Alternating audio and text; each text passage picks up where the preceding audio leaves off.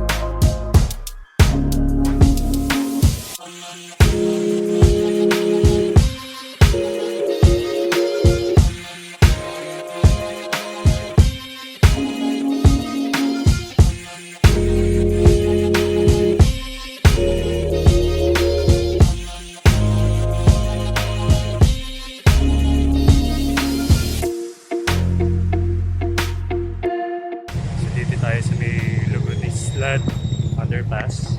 Tingnan natin kung makapasok tayo. Sabi nila bawal daw yung bike.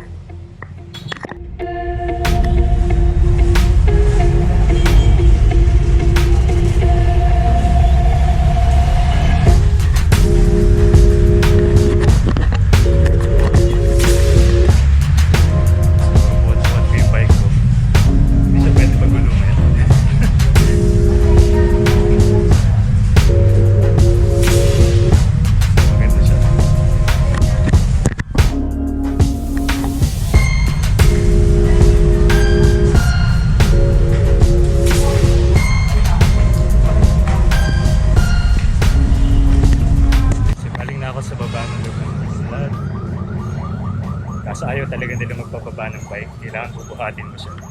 Kind of weird, ano? Na ipopromote mo siya. Pwede mo rin i-lock yung bike mo sa isang side. Pero kung lalabas ka sa kabilang side, parang hirap din. Anyway, yung patakaran nila kailangan sundin.